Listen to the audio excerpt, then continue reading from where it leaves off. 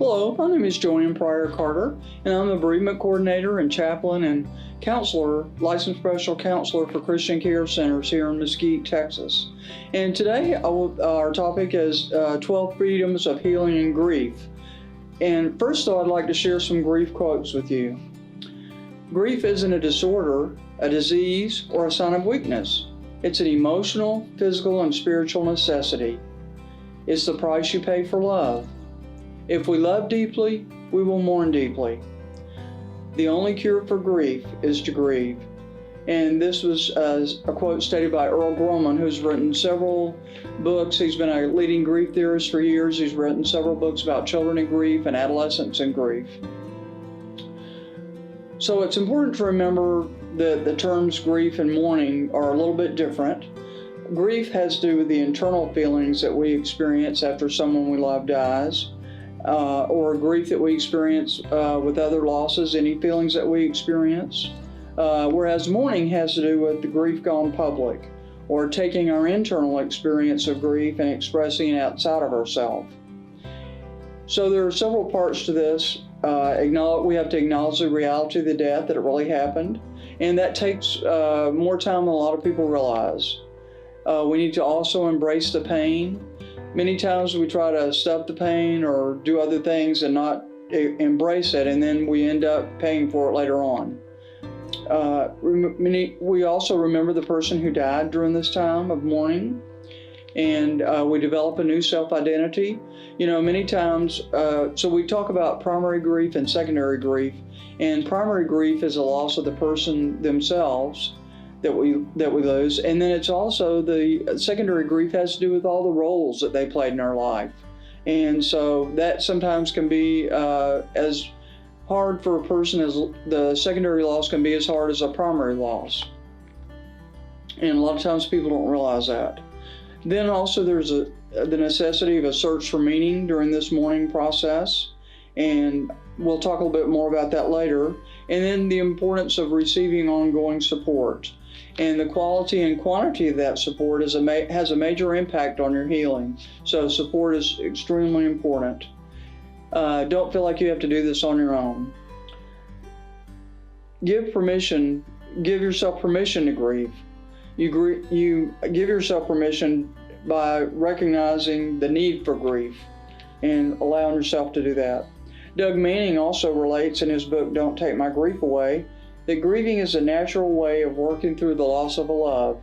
It's not a sign of weakness, nor an absence of faith. Grieving is as natural as crying when you're hurt, sleeping when you're tired, or sneezing when your nose itches. It's nature's way of healing a broken heart.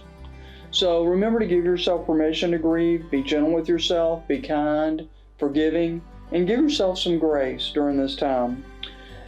I try to encourage people to, with this advice, to treat yourself with the same loving care that you would treat a good friend who had just gone through grief or experienced a loss of a loved one. So as we talk about the 12 freedoms of healing and grief, these were developed by Dr. Alan Wolfelt, and he is a leader for the Center for Loss and Life Transition. And I love Alan Wolfelt because he just talks in layman's terms. All his books, if you're reading them, they're very just written for the layperson, very easy to understand. But just a little background, Alan started off as a funeral home director, and he got interested in the study of grief, and so he got his degree in thanatology, which is a study of death and dying, and then he developed this Center for Life and Loss Transition, which they now just call the Center for Loss in Colorado. And he trains people in grief and loss, professionals, and then he also does personal counseling, and he's one of the leading authorities of grief and bereavement that often go to the sites whenever there are national tragedies. He's consulted. So I would encourage you to check out his website because there's a lot of great articles there, and that I think would be very helpful for you. So many times we feel out of control when we experience grief, but it's important to realize that we do have some choices that we can make during this time to help give us more control. First of all, you have the freedom to realize that your grief is unique. And our grief experience is influenced by a variety of factors, including the relationship that you had with your loved one. Was that casual or was that very close? Also, the circumstances of the death, whether it was a sudden death or whether it was expected. Also, your cultural and religious background affects your grief experience. And then another factor is your personality style. Sometimes here when we have hospice deaths or we have a hospice family that's admitted to our service, maybe a nurse will come to me and say, you know, so-and-so is really not dealing with this loss, and so, or this impending loss, and so I think you really need to talk to them. So my first question to the nurse is, well, do you know how they usually deal with losses in the past, how they've dealt with it? And if they share with me, well, usually, you know, they just kind of work it out on their own. They don't really accept a lot of help from people. I'm not going to be as concerned about that because that's a personality style.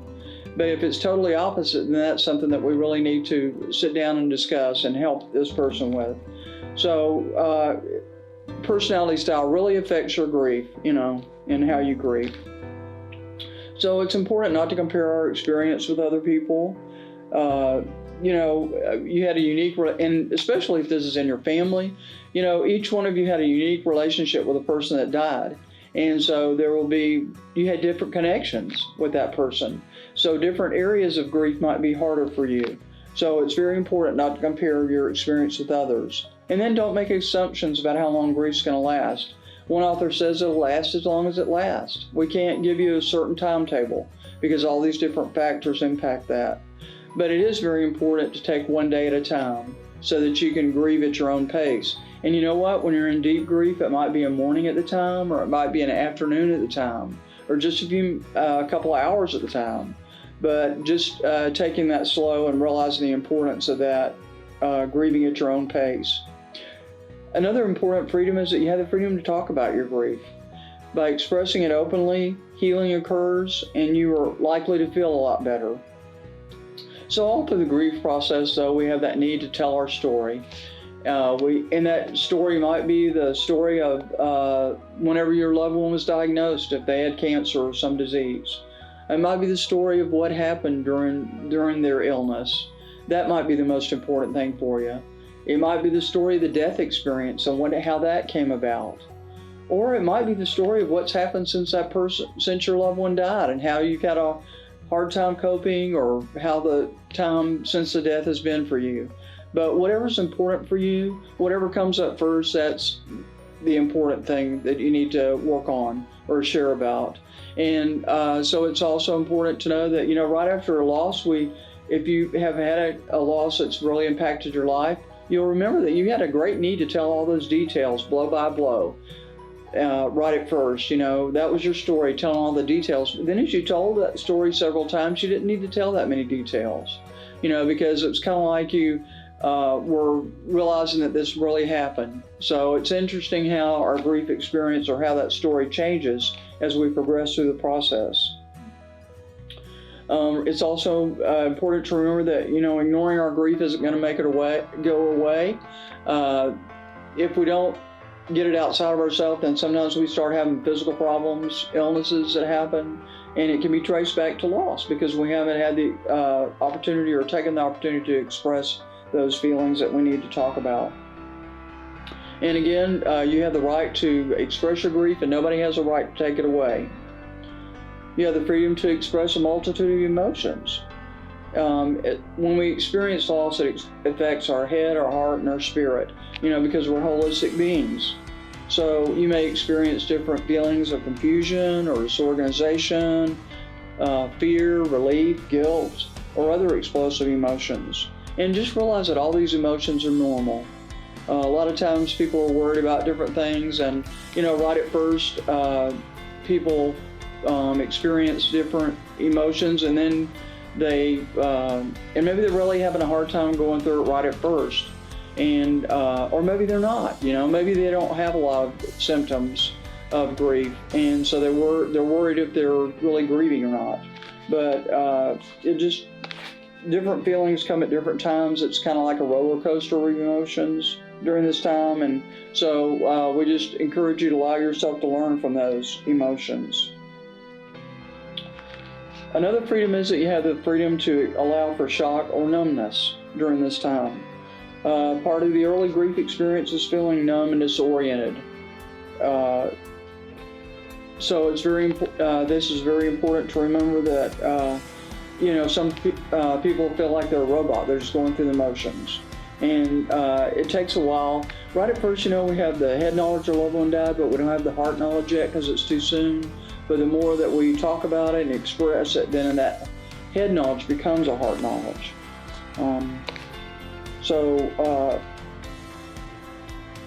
Again, the grief process lasts different lengths of time for different people, depending on the relationship that they had with their loved one.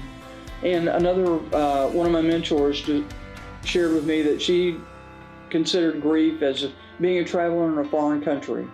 When we're in a foreign country, if we're out driving around, we can't read the road signs because we don't understand the language, and so we can't really understand grief because we've never been in this country before. And we may have lost other loved ones on another grief journey, but we haven't been on this one. So I think that's something that sometimes we don't really realize.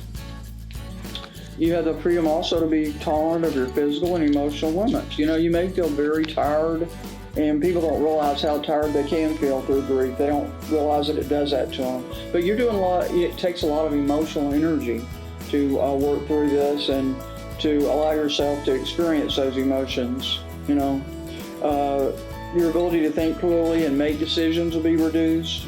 A lot of times people lose wallets or lose their keys or things like that because they can't really, their mind's not on everything. So that's very important to remember during this time. And it's important to take care of yourself, to eat as balanced meals as you feel. Even though you don't feel hungry, try to make yourself eat something, keeping to your regular routine as much as possible, but then also lowering your expectations of daily things that you need to do each day. That's a very good way to cherish yourself and take care of yourself. During this time, you also have the freedom to experience grief bursts or memory flashbacks. You may experience surges of grief at different times as you think about different things or remember different experiences that you had with your loved one. While these can be comforting, it can also be frightening and leave you feel overwhelmed. If you're just hearing the news maybe it's more than one person. Maybe you're getting multiple reports that people in a short length of time have died that you love. And so this can be very frightening and overwhelming to people. But remember that all these feelings are normal. So it's important that you find someone who understands how you're feeling and talk with them. And remember that you're not breaking down. A lot of people feel like, if I start crying, I'm not going to be able to stop. But really don't remember that you're not breaking down, you're breaking open, and you're allowing these feelings to come out so that you can work through them. Another important freedom is that you have the ability to develop a support system. And perhaps your personality style has been that you kind of prefer to work things out on your own. You don't like to depend on a lot of people. And so this can be an extra challenge for you. But it is very important to get the support you need and be with people who won't try to talk you out of your feelings or tell you shouldn't be feeling a certain way or, just try to fix things. A lot of people aren't comfortable with sadness. So you have to be careful in the friends that you choose or support people that you choose.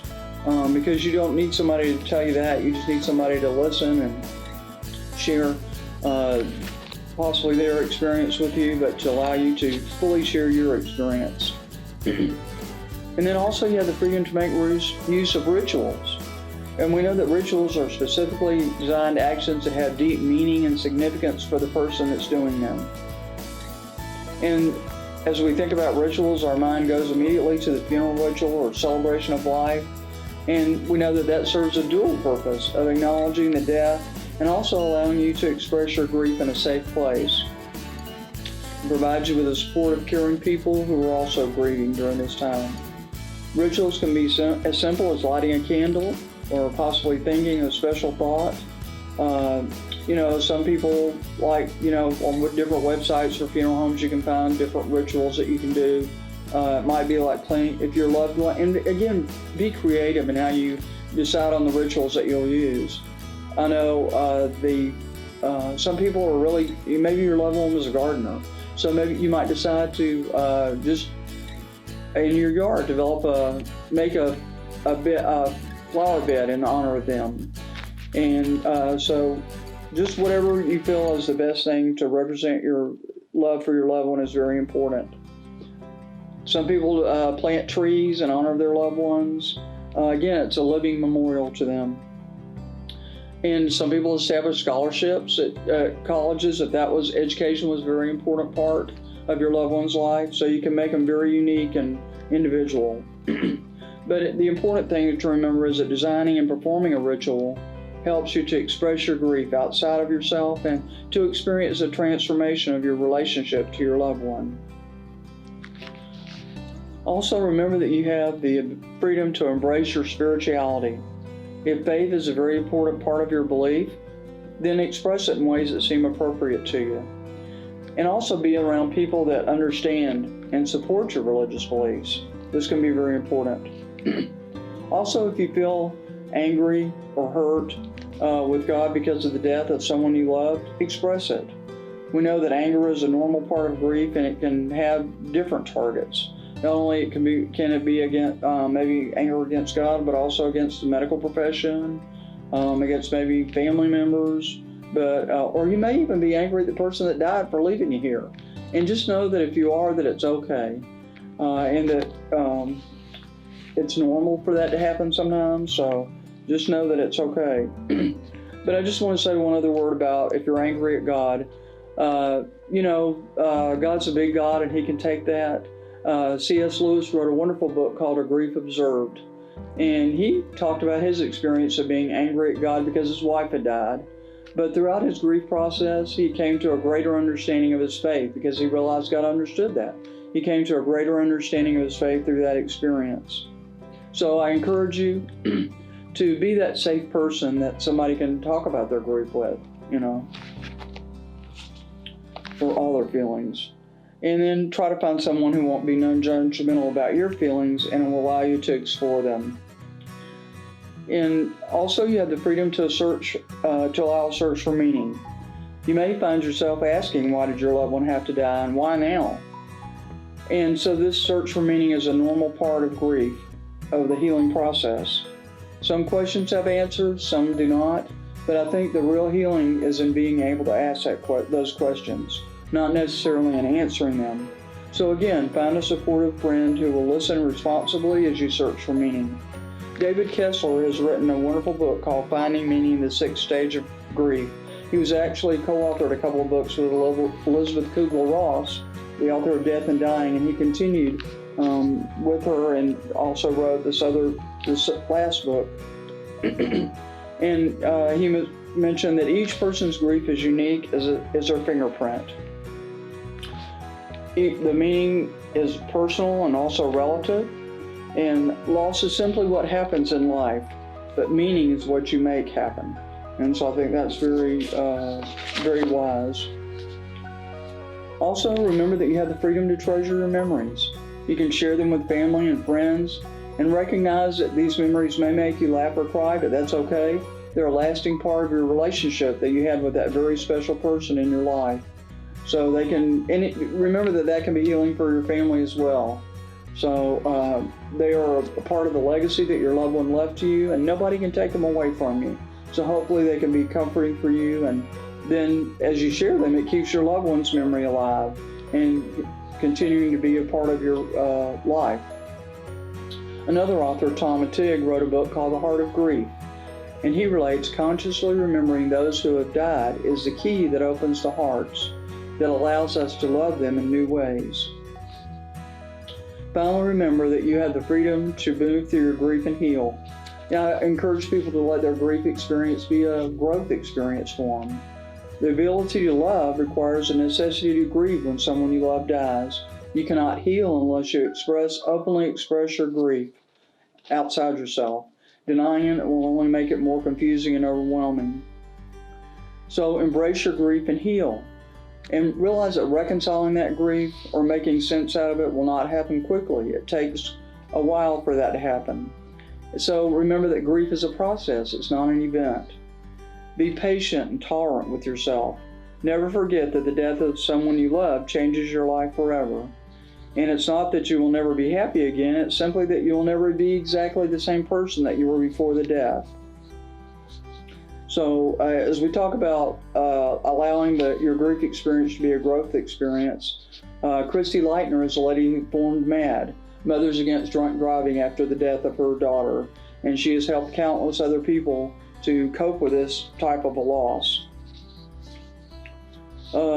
As a closing quote, I'd like to share a quote from Alla Renee Bozarth, and she wrote a book called The Journey of Grief, which is an excellent paperback book that gives you some basic pointers about coping with grief and getting through the process and getting through it in a healing way.